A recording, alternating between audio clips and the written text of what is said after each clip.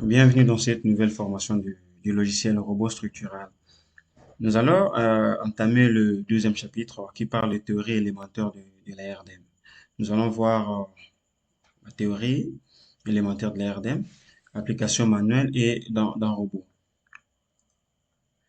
Déjà,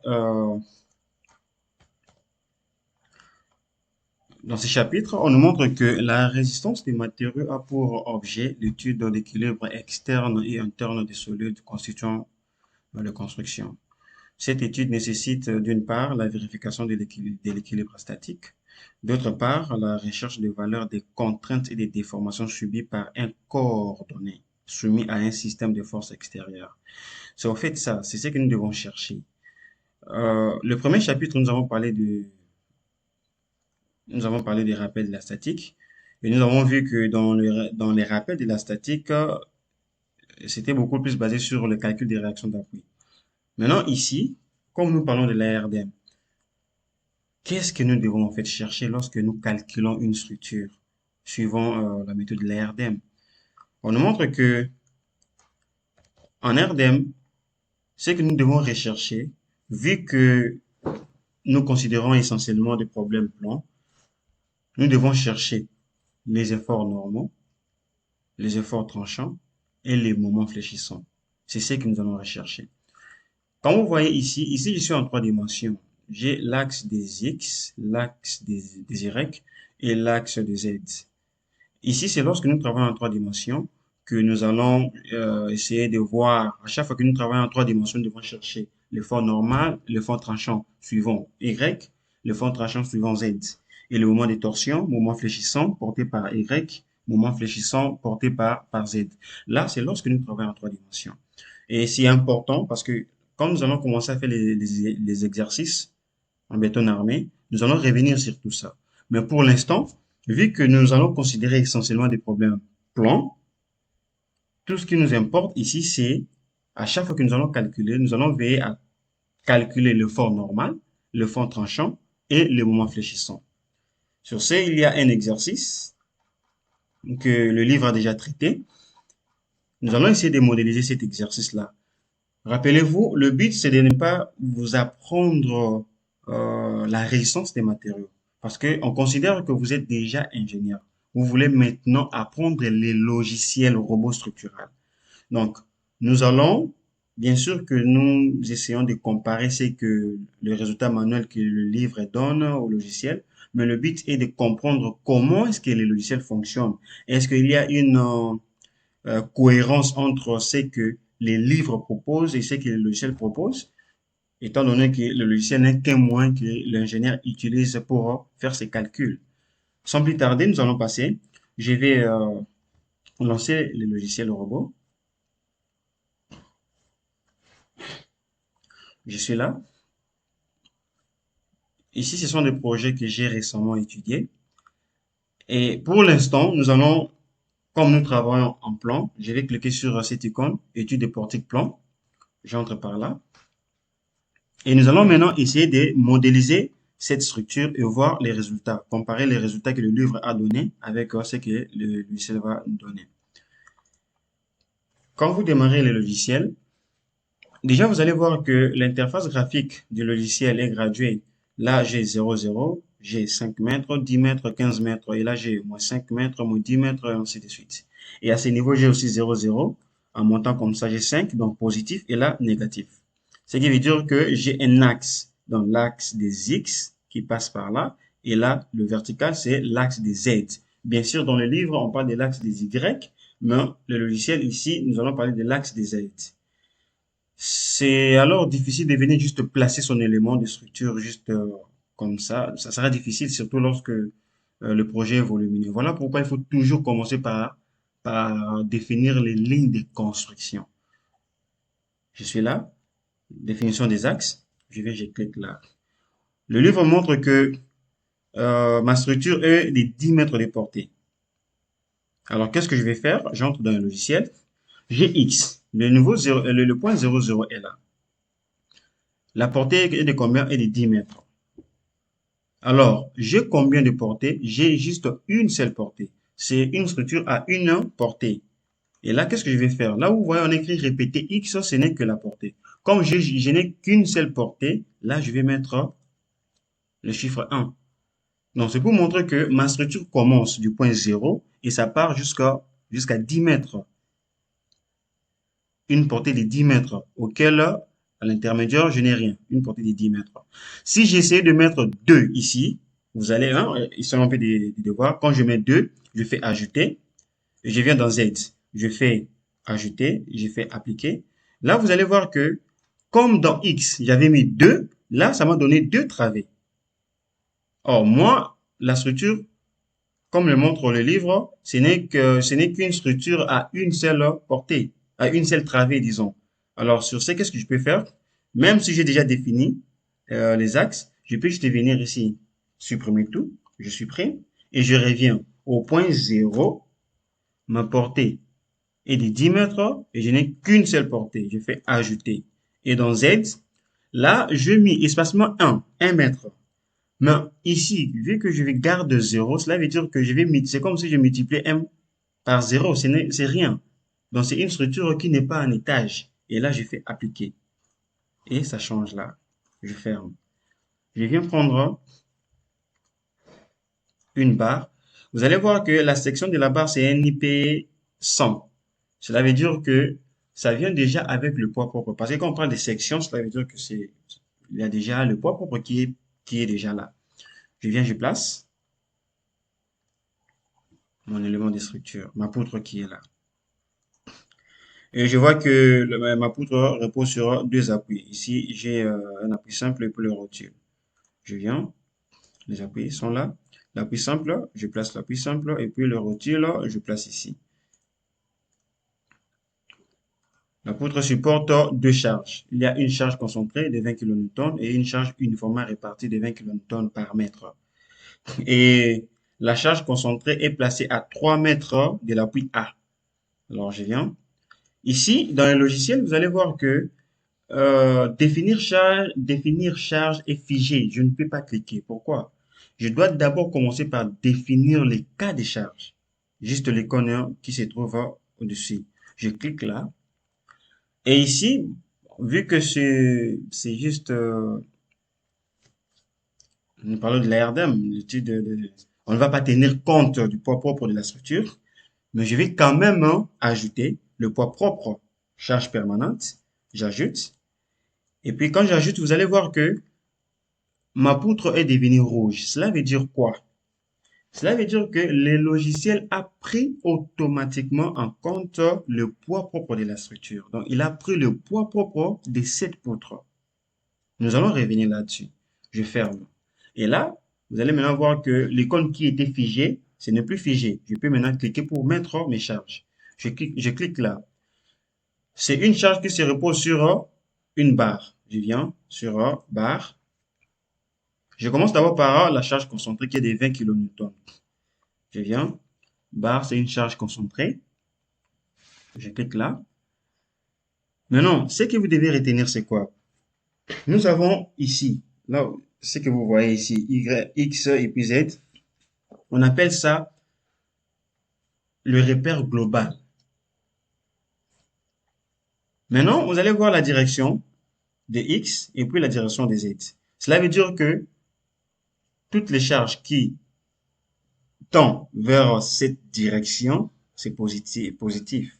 Et là, positif. Maintenant, ma charge descend. Ma charge se repose sur ma poutre. Qu'est-ce que je vais faire? Comme c'est de 20 kN, je ne vais pas écrire 20. Parce que si j'écrivais juste 20, cela veut dire que ma charge aura la direction de la flèche de Z. Alors, je vais imposer au logiciel. Je vais dire au logiciel que ma charge doit se diriger dans le sens contraire au repère global. Et là, je vais mettre moins 20 kN. C'est une charge qui est placée à 3 mètres de l'appui A. Alors là, je vais venir, coordonnée absolue, et puis je vais mettre 3. 3 mètres. Je fais ajouter. Maintenant, regardez très bien. Lorsque j'approche le curseur, lorsque le curseur touche ma poutre, vous allez voir qu'il y a même des flèches là. Cela veut dire quoi? Ici, le flèche là me montre que si j'ai cliqué à ce nouveau, Le logiciel comprend que je veux placer ma charge, en fait, l'origine, c'est cet appui. Et que les 3 mètres que j'ai mis, le logiciel va les considérer à partir de cet appui. Et ça va compter 3 mètres et placer la charge. Remarquez maintenant que lorsque je viens avec le curseur proche de l'appui B, vous allez même voir que le sens de la flèche aussi change. Si je clique là, cela veut dire que ça va placer ma charge à 3 mètres même par rapport à l'appui B. Or, nous avons vu que notre charge se place à 3 mètres main par rapport à l'appui A. Et je viens par là, je clique et j'ai ma charge qui est placée là. Et deuxièmement, j'ai une charge sur barre, mais une charge uniformément répartie de 20 kN par mètre. Je viens, la charge uniformément répartie est là, je clique, c'est les 20 kN. Je vais mettre moins 20 kN. Je fais ajouter, je viens appliquer. Comme c'est une charge uniformément répartie, le senseur n'a plus vraiment de l'importance. Il suffit juste de cliquer et ça place ma charge. Et quand je vais fermer, vous allez voir que les deux charges que j'ai placées vont disparaître. C'est pas grave. Si cela disparaît, il suffit de venir juste ici, en bas, à ce niveau. Vous venez, vous cliquez et vous allez voir que votre charge va apparaître. Si vous voulez voir la description, vous venez jusqu'à ce niveau-là, description de valeur de la charge, vous cliquez et voilà nos décharges qui sont bel et bien placées. C'est tel que nous pouvons voir dans ces livres. Maintenant, à ce stade, j'ai chargé ma structure, mais je ne peux pas, en fait, directement calculer. Pourquoi? Nous avons vu que l'exercice que nous donne le livre n'a tenu compte que de deux charges.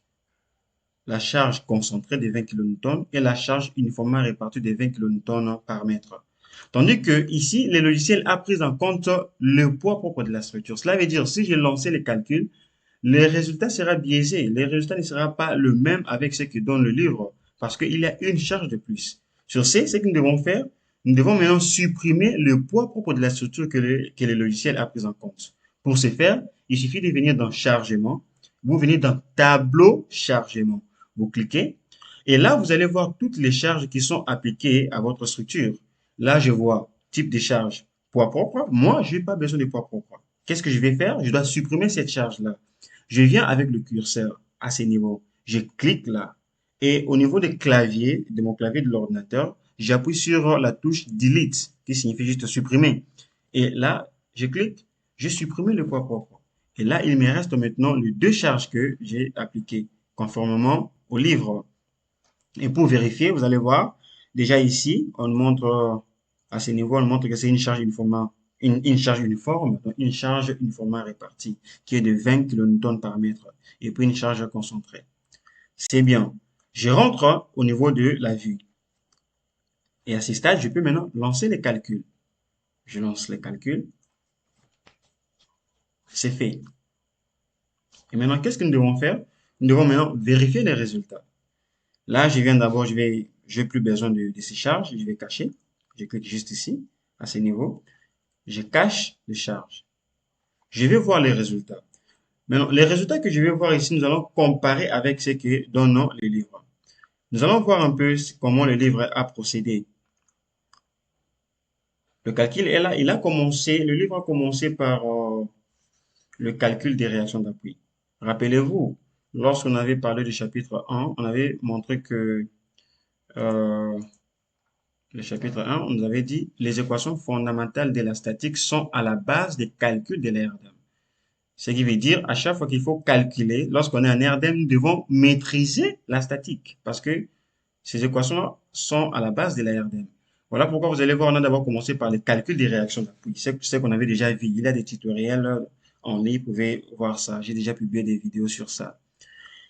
Et selon les calculs du livre, nous voyons que la réaction au point A, le livre, l'auteur a trouvé 114 kN au point A et au point B, il a trouvé une valeur de 106 kN. Nous allons vérifier dans Robot. Pour vérifier les réactions d'appui, si vous avez oublié, qu'est-ce qu'on fait? On part dans Résultat, Diagramme barre. Vous cliquez. Avant tout, il faut venir dans Paramètres. Dans Paramètres, c'est pour montrer, pour cliquer sur Description. C'est en fait quoi la description? C'est juste que la description vous donne en fait les chiffres dont vous avez besoin. Vous allez voir ici, la description du diagramme, ici, il y a juste le diagramme qui est dessiné, mais il n'y a pas la valeur de ce diagramme-là. Mais quand vous mettez dans description, vous pouvez voir et le diagramme et la valeur de ce diagramme. Vous venez aussi cliquer dans différencier, que je vais vous expliquer tout à l'heure là. Je vais voir les résultats des réactions d'appui. Je viens dans réaction d'appui. Je clique sur description. Description ici, c'est pour que comme je vais voir la valeur des réactions d'appui, ça puisse décrire cela, au lieu juste de me mettre les diagrammes. Si je décoche ici, je clique d'abord dans FZ. FZ, c'est pour voir la réaction d'appui. Donc, les réactions d'appui sont verticales.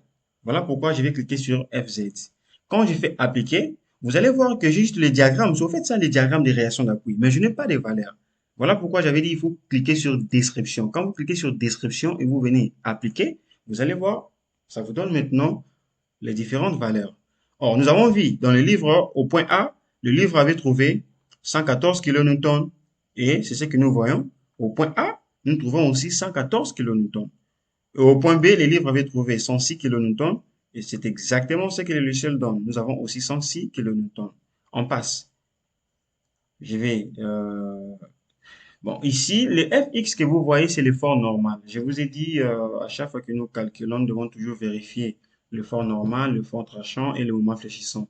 L'effort normal, à ce niveau, vu qu'il n'y a pas une charge horizontale, c'est zéro. Quand vous cliquez là, vous allez voir que ça va vous donner zéro. Il n'y aura rien parce qu'il n'y a pas de valeur. Il n'y a pas une charge horizontale. Et après, le livre a continué, il a calculé, il y a détermination du diagramme des efforts tranchants.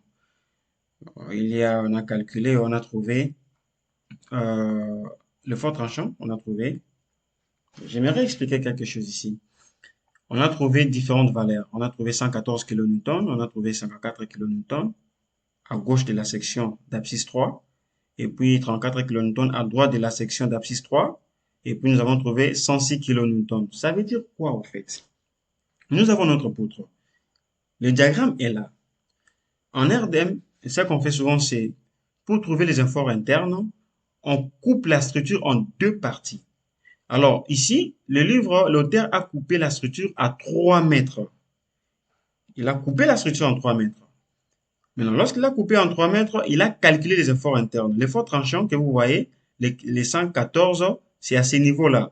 J'ai coupé la structure. Ici, on dit à gauche de la section d'abscisse 3 mètres. Cela veut dire, après avoir coupé à ce niveau, je coupe là. Maintenant, à droite de la section, là où j'ai coupé 3 mètres, à droite, cela veut dire, oh, je suis à ce niveau-là. À droite de la section, je suis à ce niveau-là. Et à gauche, je suis à ce niveau-là. Après avoir coupé, vous allez voir que les efforts que ça me donne par rapport à l'effort tranchant, à droite, ça m'a donné 5 à 4, selon ce que l'auteur a donné, 5 à 4. Et à gauche, ça a donné 34. Et au finish, ici, nous avons 106 kN. J'espère que vous comprenez par ici, parce que vous êtes des ingénieurs, vous comprenez cela.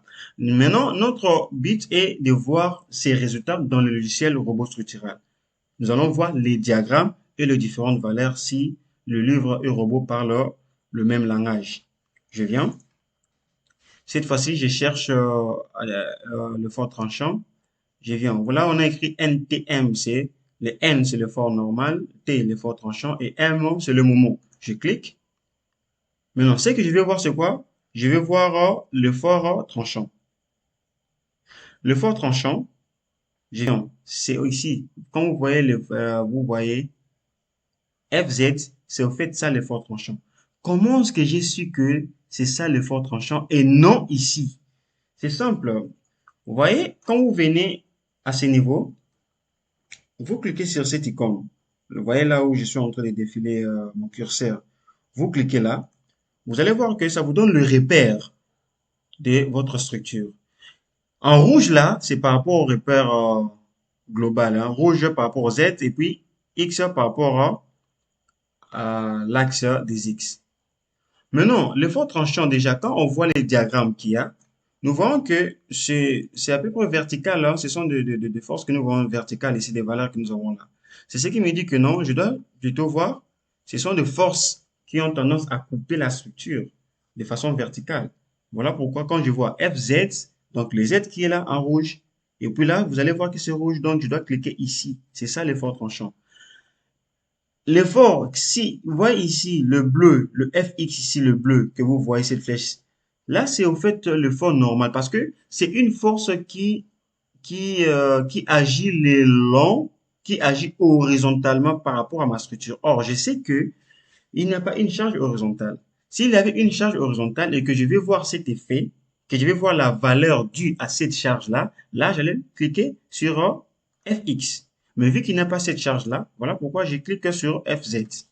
FZ, je fais appliquer. D'abord, je vais désactiver le repère local. Le deux flèches là que vous voyez, on appelle ça un repère local, je désactive. Voilà, le diagramme est là. Et quand on voit dans les livres, c'est la même chose. Ici, on a trouvé au point A, nous avons trouvé 114. Bon, ce sont des valeurs à prendre.